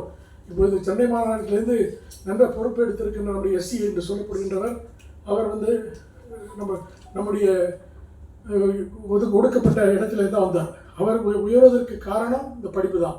இந்த படிப்பு அவர்கள் எஸ்சியாக வந்தார் என்று சொன்னால் திராவிட இயக்கம் அந்த காலத்தில் போட்ட வித்து, அந்த வித்தின் காரணமாக உடைக்கப்பட்டதான் இந்த படிப்பு என்பது. அது போன்ற நிலைப்பாட்டை ஒருவருமே ஏற்க முடியாத சூழ்நிலை இருந்து வருவதை எண்ணி பார்க்குற போது மிகவும் வேதனையாக இருக்கிறது. இந்த சூழ்நிலையிலே இந்த இடஒதுக்கீடு வேண்டும் என்று முழுமையாக பாடுபட்டவர் டாக்டர் டிஎம் நாயர் அவர்கள். இந்த இடஒதுக்கீடு வேண்டும் என்று சொல்லி அங்கே அப்பொழுது பிரிட்டிஷ் அரசு வந்து லண்டனில் தான் வந்து அவருடைய தலைமையகம் அங்கே தான் இருந்தாங்க. அங்கே இவர் நேராக கப்பலில் போனால் 3 மாதம் 2 மாதத்துக்கு மேலாக கப்பலில், அப்போதான் விமானம் கிடையாது. அந்த கப்பலிலே போகிறார். இந்த பிரதிநிதித்துவம் வேணும் என்று, எங்களுக்கு ஒதுக்கீடு பிரதிநிதித்துவம் வேண்டும் என்று நீங்கள் அரசியலை ஆணையிட வேண்டும் என்று அங்கே இருக்கின்ற வைஸ்ராய் இடத்திலும் அறிக்கை வைக்கிறார். அவர் உடனே மற்றவரை அழைக்கிறார். 2 ஆங்கில இந்தியர்கள், அதாவது வெள்ளைக்காரர்கள், அதில் ஒரு பார்ப்பனை அவர் சேர்த்து விடுகிறார்கள். இவர் நன்றாக வெற்றி பெற்று விட்டோம் என்று அங்கிருந்து உடனே சென்னை திரும்பி விடுகிறார் டிஎம் நாயர் அவர்கள். அவருக்கு மிகப்பெரிய வரவேற்பு. சென்னை சென்ட்ரலில் இருந்து நம்முடைய வெலிங்டன் தேட்டர் இருக்குல்ல, அதுவரை மிகப்பெரிய ஊர்வலம். நம்ம இடஒதுக்கீடு டிஎன் நாயர் மூலமாக பெற்றுவிட்டோம். ஏன்னா ஏற்கனவே குழு அமைத்து விட்டார்கள். குழு நமக்கெல்லாம் சேர்ந்துதான் இந்த இடஒதுக்கீட்டை தருவார்கள் என்று அது வெற்றி என்று கருதி அவர் பெரிய ஊர்வலமாக அவர் அழைத்து வந்தார்கள். இறுதியில் அந்த பார்ப்பனன் ஒருவர் இருந்தாலும் அந்த 3 பேரில் அவன் வந்து பார்ப்பனரை தவிர மற்றவருக்கு இடம் அளிப்பது தவறாக இருக்கும், தவறான வழிவகுக்கும் என்று சொல்லி அவன் அறிக்கை சமர்ப்பித்தான். அது கேன்சல் ஆகிடுச்சு. இதை அறிந்து டிஎம் நாயர் அவர்கள் மிகவும் வேதனைப்படுகிறார். இங்கே நம்முடைய பிடி தியாகராயர், நம்முடைய நடேச முதலியார் போன்றவர்களெல்லாம் மிகவும் வேதனை அடைந்து மீண்டும் எப்படியாவது லண்டன் மாநகரத்துக்கு சென்று அங்கே இருக்கின்ற அந்த வைஸ்ராய் இடத்துலையும் அந்த கவர்னர் இடத்துலையும் நம்ம கோரிக்கை கொடுத்து நமக்கு இடஒதுக்கீடு நிச்சயமாக பெற்றுத்தர வேண்டும், பெற்றாக வேண்டும் என்று அவர்கள் ஒரு கூட்டம் போட்டு கூட்டத்தின் வாயிலாக நாயரை மறுபடியும் தேர்ந்தெடுக்கிறாங்க. டிஎம் நாயர் அவர்களை. டிஎம் நாயர் அவர்கள் லண்டன் மாநகரம் செல்கிறார். இதில் கப்பலில் அங்கே போன உடனே இவருக்கு முன்பாக 1 மாதத்துக்கு முன்பாக பல கட்சியை சார்ந்த பார்ப்பனர்கள் அங்கே இருக்கிறார்கள். போயிட்டு நமக்கெல்லாம் கொடுக்கக்கூடாது அப்படின்னு சொல்லிட்டு அந்த இடத்துல அங்கே போய் லண்டன் மாநகரம் போய் சேர்ந்துட்டாங்க. சேர்ந்த பிறகு இவர் லண்டன் மாநகரத்தில் போய் இறங்கியவுடன் இஸ் ஹவுஸ் அரெஸ்ட்னு சொல்லுவாங்களே, அதுபோல் வந்து போலீஸ்காரரை சுற்றி நிற்கிறாங்க. நீ எங்கேயும் போகக்கூடாது, யார்கிட்டையும் பேசக்கூடாது, எந்த கூட்டத்திலையும் பேசக்கூடாது, கூட்டம் போடக்கூடாது அப்படின்னு சொல்லி அவர் ஹவுஸ் அரெஸ்ட்னு அவர் கொண்டாந்து ஒரு இடத்துல போய் அடைச்சிடறாங்க. அவர் எவ்வளோ முயற்சி செய்கிறார், புரியவில்லை. லண்டன் மாநகரத்தில் படித்த காரணத்தினாலே, லண்டன் மாநகரத்தில் பல பேரிடம் அவர் பழைய காரணத்தினாலே பல பேரிடத்தை தொடர்பு கொள்ள முடியாத சூழ்நிலை ஏற்பட்டு விடுகிறது. ரொம்ப வேதனை எடுக்கிறார். இரவு பகலாக இதற்காக உழைக்கிறார். உழைத்தும் அவருக்கு இந்த சர்க்கரை வியாதி கொஞ்சம் கூட இருந்த காரணத்தினாலே சர்க்கரை வியாதி நோய் அதிகப்படியாக ஆகிவிடுகிறது. அங்கே அவர் இருந்து பல தகவல்களை கொடுக்க முடியாத இடத்துல ஒரு இடத்துல அடைக்க விட்ட பிறகு இறுதியாக பல நண்பர்கள், லண்டன் மாநகரத்தில் இருக்கின்ற இவரோடு படித்த நண்பர்கள், பெரும் பதவியை அடைந்திருக்கின்றவர்கள் இதை வந்து நேரடியாக பார்க்குறாங்க. நேரடியாக பார்த்து அவருடைய செயல்பாடுகள் என்ன என்பதை அறிந்து அது நேரடியாக லண்டன் மாநகரத்தில் இருக்கின்ற வைஸ்ராய் இடத்துல போய் சொல்லுறாங்க. அங்கே போய் சொல்லி இதுபோல் இங்கே படித்தவர், இது போன்ற ஏழை எளிய மக்களுக்காக வாழ்ந்து கொண்டிருப்பவர், அவர் எப்பொழுதுமே மற்றவர்களை நினைக்கின்ற ஒரு பக்கம் படைத்தவர், இங்கே விட லண்டன் மாநகரத்தில் இருக்கின்ற போது பல ஏழைகளுக்கு இலவசமாக சிகிச்சை அளித்திருக்கிறார் என்ற எல்லா விவரங்களையும் அவருக்கு சொன்ன பிறகு அவரை நேரடியாக பார்ப்பதற்கு உண்டான ஏற்பாடு செய்கிறாங்க. அதை செய்த பிறகு அவரிடத்துல வந்து செய்தி சொல்லப்படுகிறது, நீங்கள் எந்த கோரிக்கை இருந்தாலும் நேரடியாக வைஸ்ராய் இடத்துல நீங்கள் தெரிவிக்கலாம் என்று அவர் சொல்கிறாங்க. மிக மகிழ்ச்சி அடைகிறார். மகிழ்ச்சி அடைந்த பிறகு அங்கே இருந்து தகவல் தான் ஒரு 2 மாதம் 3 மாதம் தான் வந்து சென்னைக்கு வந்து சேரும். அங்கே தென்னிந்தியாவில் உரிமை சங்கத்தினுடைய பொறுப்பாளர்கள் வந்து சேருது. அது சேர்ந்த பிறகு அங்கே வந்து சில மகிழ்ச்சியாக இருந்தாலும் சோதனைக்குள்ளான நிலைப்பாடு வளர்ந்து கொண்டே இருக்கிறது. இவர் இருந்தாலும் அவர் வந்து அது எப்படியாவது இந்த இடஒதுக்கீடை பெற்றாக வேண்டும் என்ற நிலைப்பாட்டிலே அவர் துடிதுடித்து கொண்டிருக்கிறார். வைஸ்ராய் இடத்துல செய்தி போகிறது. செய்தி போன பிறகு மறுபடியும் அவரிடத்துல வந்து நீங்கள் நேரடியாக வந்து 18ஆம் தேதி 18/7/1919 ஆண்டு நீங்கள் நேரடியாக வந்து இடத்துல உங்களுடைய கோரிக்கைகளை வைக்கலாம் என்று உத்தரவு போடுகிறார்கள். இவருக்கு மிக கடுமையான இந்த நோய் முற்றி போய் மருத்துவமனையில் போய் சேர்த்து விடுகிறார்கள். 18ஆம் தேதி அவர்கள் சொன்ன நேரத்தில் 16ஆம் தேதி எனக்கு இந்த வாய்ப்பு தர முடியுமா என்று அவர்கள் கேட்குறாங்க. முடியல. எவ்வளவோ பண்ணுறாரு, முடியல. சரி, நீங்கள் 18ஆம் தேதி உங்களை நேரடியாக வந்து அந்த குழுவை, அந்த வைஸ்ராயும் கவர்னருடைய குழுவை நேரடியாக உங்களுடைய கோரிக்கை வந்து மருத்துவமனையிலே பெற்றுக்கொள்வார்கள், நீங்கள் கவலைப்பட வேண்டாம் என்று ஒரு செய்தி வருகிறது. அது பெரும் மகிழ்ச்சியாக இருந்தவர்கள். சரி, மருத்துவம் நீங்கள் எந்திரிச்சு நடமாட முடியாத சூழ்நிலை இருக்கிறது. அந்த சூழ்நிலையில் நாங்களே நேரடியாக வந்து உங்களுடைய கோரிக்கையை நாங்கள் பெற்றுக்கொள்கிறோம் என்று வைஸ்ராயும் கவர்னரும் சொன்ன பிறகு மற்றற்ற மகிழ்ச்சி அடைந்தார் டிஎம் நாயர் அவர்கள். அதுக்கு பிறகு அப்புறம் இவர் வந்துட்டார்ல, வந்தது இவருக்கு துணையாக வேண்டும் என்பதற்காக 4 பேர்களை சார் பி.டி. தியாகராயரும் நம்முடைய நடேச முதலியார் அவர்களும் அங்கிருந்து நம்ம 4 பேர் இவருக்கு துணையாக இருக்க வேண்டும் என்று இங்கே அனுப்புகிறாங்க. 4 பேர்களை 4 பேர்கள் இங்கே வந்து சேர்கிறார்கள். சேர்ந்து அவர் சேர்ந்தது 16ஆம் தேதி. அவங்க இங்கே 16 ஜூலை மாதம் 1919 சேர்றாங்க. சேர்ந்த பிறகு அவர்களுக்கு சில வேலைப்பாடு அவருக்கு கட்டுப்பாடுகள் எல்லாம் நீக்கி இறுதியாக 16ஆம் தேதி வந்தாங்க. உடனடியாக அவர் வந்து மருத்துவமனையில் வந்து பார்க்க முடியவில்லை. 17ஆம் தேதி காலை 5 மணிக்கு அவர்கள் எல்லாம் அந்த இதெல்லாம் முடித்துவிட்டு 17ஆம் தேதி அந்த மருத்துவமனையில் போய் நிற்கிறாங்க. டி.எம். நாயர் இறந்து விட்டார்னு சொல்கிறாங்க. 18ஆம் தேதி நம்ம வந்திருந்தால் நமக்கு எல்லா இடஒதுக்கீடும் அப்பொழுதே கிடைத்திருக்கும். அது கிடைக்காத ஒரு பெரிய துர்பாக்கியம் அவர் இறந்த காரணத்தினாலே. அந்த இறந்த பிறகு இந்த செய்தி கேட்டு லண்டன் மாநகரமே அங்கே அல்லோலப்பட்டது என்று பத்திரிகையிலே செய்தி வந்திருக்கிறது. பத்திரிகையாளரெல்லாம் ஒன்றாக கூடியிருக்கிறார்கள். அவரிடத்திலே இந்த 4 பேர்கள் வந்தாங்களே, இந்த ரெப்ரஸன்டேட்டிவ் நேரடியாக வயசாக இடத்துல போய் கவர்னர் இடத்துல போய் சொல்லி இந்திய முறைப்படி டி.எம். நாயருடைய நல்லடக்கம் செய்ய வேண்டும், அதற்கு நீங்கள் உத்தரவு தர வேண்டும் என்று சொன்ன பிறகு எந்த ஒரு கேள்வியும் கேட்காமல் உடனடியாக இந்திய முறைப்படி நீங்கள் அடக்கம் செய்து கொள்ளலாம் என்று அவருக்கு உத்தரவு போட்டாங்க. உத்தரவு போட்டு மிகப்பெரிய ஊர்வலம், சவ ஊர்வலம், அவருடைய ஊர்வலம் அந்த இடத்துல போய் கோல்டு கிரீன் என்று சொல்லப்படுகின்ற இடத்திற்கு பெயர் வைத்தார்கள். அந்த இடத்திற்கு அங்கே போய் வைத்தார்கள். பத்திரிகை நண்பர்கள் எல்லாம் அவருக்கு புகழாரம் தெரிவித்தார்கள். பத்திரிகை நண்பர்கள் எல்லாம் அவருக்கு என்னென்ன அவருக்கு செய்ய முடியுமோ அந்த வகையிலே அவர்கள் செய்தாங்க. அந்த இடத்திற்கு ஒரு சென்றவர் அத்தனை பேருமே அழுகின்ற வரையிலே நம் மக்கள் அல்ல, அங்கே இருக்கிற மக்கள் அவருடைய செயல்பாடுகளை அறிந்து அவருடைய எத்தனை நிலைப்பாட்டிலே அவர் தன்னுடைய மக்களுக்காக உழைத்தார் என்ற செய்தி அறிந்து அவர்களெல்லாம் வந்து அங்கே இடத்துல பெரிய ஒரு கூட்டம் நடத்தி அந்த கூட்டத்திலே அவர்கள் இரங்கல் உரை ஆற்றியிருக்கிறார்கள்.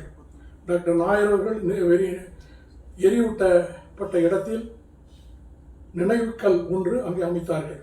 அது மட்டும் இல்லை, அவருக்கு புகழ் வணக்கங்களை பொறிக்கப்பட்ட பல செய்திகளை ஆங்கில ஆட்சியாளர்கள் செய்தார்கள். சென்னை நகரில் வாழ்ந்த டாக்டர் நாயர் நேர்மையின் நம்பிக்கை சின்னமாகவும், நம்பிக்கை சிகரமாகவும், ஒற்றுமைக்கு உண்மையாகவும் பாடுபட்டவர் என கூறி தனது இறுதி வணக்கத்தை பத்திரிகை நண்பர்கள் அந்த இடத்தில் தெரிவித்தார்கள். இந்து நாளேடு மறைந்த மாபெரும் தலைவருக்கு புகழ் வணக்கம் சூட்டி அவர்கள் இரங்கல் உரை ஆற்றினார்கள். டாக்டர் நாயர் மிகப்பெரிய திறமையான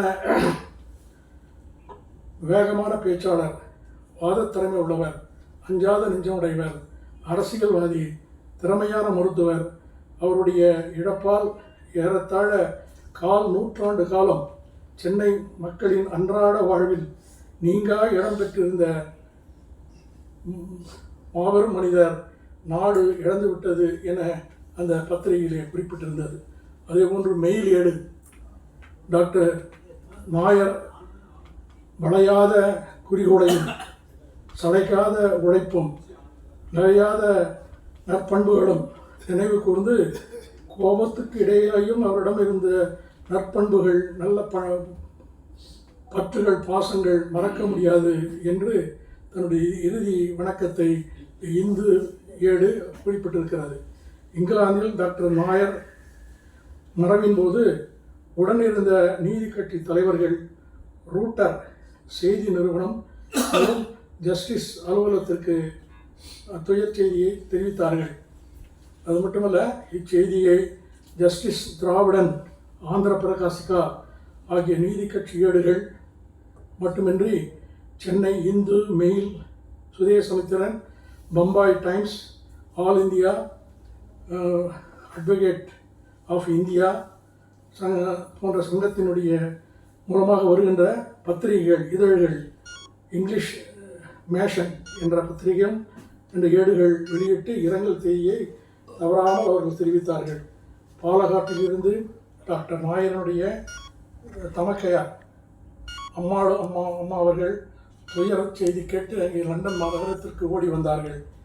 மனம் புரிந்து கொள்ளாமலேயே திருமணம் செய்து கொள்ளாமலேயே தன் வாழ்க்கையை இந்த சென்னை மாகாணத்திற்கு செலவிட்ட ஒரு பெரிய மகான் நாம் இறந்து விட்டோமே என்று கண்ணீர் மல்க தமிழக சென்னை மாகாண மக்கள் அனைவருமே அவர்கள் ஆழ துயரத்தில் ஆழ்ந்துரைந்தார்கள்.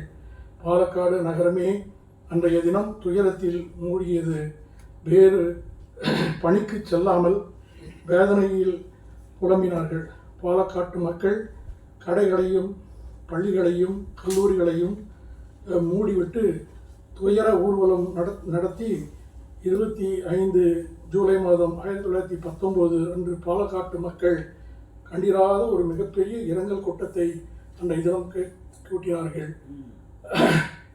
குந்திக்குட்டி தம்பிரான் நாயனுடைய பிறப்பிலிருந்து இறப்பு வரை சீரிய பண்புடைய டாக்டர் டி.எம். நாயர் தொண்டுகளையும் செயல்களையும் அவருடைய தியாகங்களையும் நினைவு கூர்ந்து அவர் மிகப்பெரிய ஒரு புத்தகத்தை எழுதி இரங்கல் முறையிலே அவர் வெளியிட்டிருக்கின்றார். சென்னை மாநிலம் முழுவதும் இவருடைய பெயர் தெரியாத இடமே கிடையாது. அனைவரும் திக்கற்று போய்விட்டோமே, ஒரு நமக்காக உழைத்த ஒரு பெருமகனார் இறந்து விட்டாரே என்று கண்ணீர் மல்க அவர்கள் சிந்தித்து அவர்கள் செயல்பட்டார்கள். அந்த பெருமகனார் அவர்கள் நமக்கெல்லாம் செய்த ஒரு மிகப்பெரிய தொண்டு, நமக்கெல்லாம் செய்த மிகப்பெரிய ஒரு காரியங்கள் அத்தனையுமே நாமெல்லாம் மறந்துவிடக்கூடாது. நாமெல்லாம் இந்த பெரியோர்களுக்கு, இந்த சான்றோர்களுக்கு, இந்த நம்முடைய திராவிட இயக்க முன்னோடிகளுக்கு நிச்சயமாக அவருடைய செயல்பாடுகளை, அவர் குறிக்கோள்களை, அவருடைய தியாகங்களை நாம் அவ்வப்போது மதித்து அவர்கள் இன்றென்றைக்கும் அவர் நம் இடத்திலே வாழ்கின்ற வகையிலே அவரை நாம் நினைவு கூற வேண்டும் என்று என் அன்பான வேண்டுகோளை விடுத்து நம்முடைய நாயர் புகழ் வாழ்க, டி.எம். நாயர் புகழ் வாழ்க என்று கூறி விடைபெறுகிறேன். நன்றி.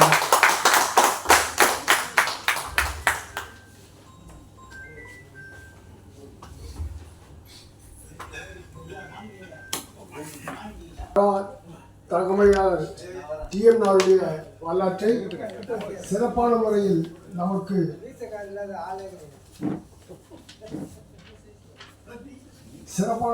அளித்த டாக்டர் திவாகர் ஐயா அவர்களுக்கு தெரிவித்துக் கொள்கின்றேன்.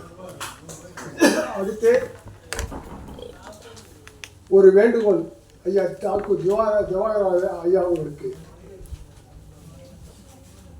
இங்கே படம் அகற்றப்பட்டிருக்கு. இன்றைய வரைக்கும் அந்த படம் வைக்கவில்லை என்று கூறினார். அதற்கு தாங்களே ஒரு முதலமைச்சருடைய செல்லுக்கு நீங்கள் அனுப்பினால் முயன்றால் முடியும் என்ற நம்பிக்கை எனக்கு இருக்கிறது. தயவுசெய்து நீங்கள் அதை செய்யுமாறு உங்கள் பணிகளுக்கு கேட்டுக்கொள்கிறேன். இங்கு ஐயா திவாகர் ஐயா அவர்கள் அது சொற்பொழிவும் காதுக்கு மட்டும் இல்லை, நம்முடைய வாய்க்கும் பிஸ்கட்டும் வடை தண்ணீர் பாட்டில் கொடுத்திருக்கிறார். அவருக்கு மிகுந்த நன்றியறிதை வழங்குகிறேன். அடுத்து சுகுமார் ஐயா அவர்கள் வெளிநாடு சென்று திரும்பியதற்காக சாக்லேட்டா வழங்கியிருக்கிறார். அவருக்கு நன்றி தெரிவித்துக் கொள்கிறேன். அடுத்து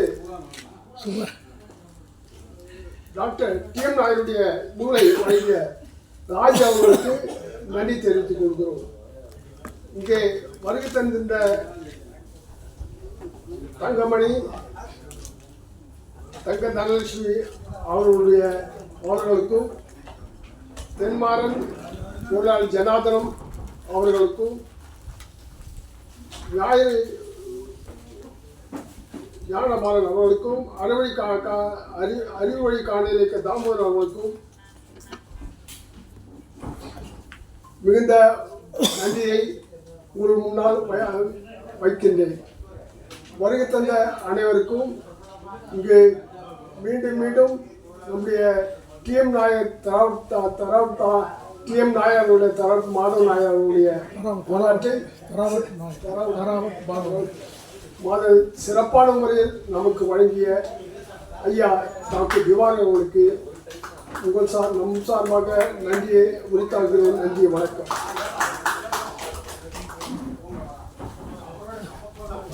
எல்லாம் புதிய செய்திருக்காங்க.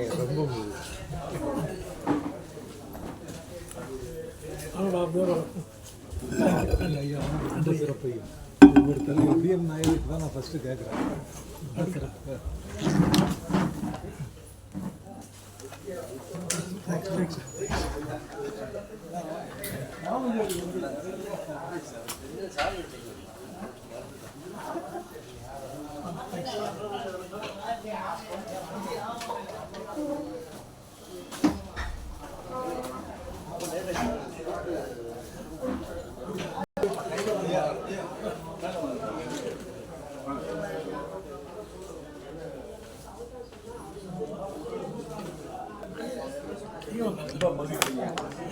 தெரியாத செய்திகளை தெரிஞ்சு எப்படி எழுதி சொன்னீங்கன்னா நான் இங்கேருந்து ஒன்றும் இல்லைங்க, சும்மா கீழே நாங்கள் கை கொடுக்கும்போது இப்படி தட்டிங்கன்னா நிறைய விட்டுறக்கூடாது. இது மட்டும் ஃபோட்டோக்கா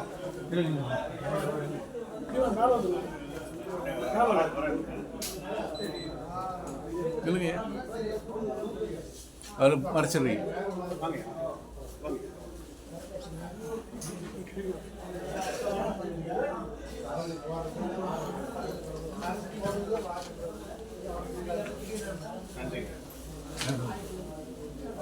ரொம்ப நன்றி.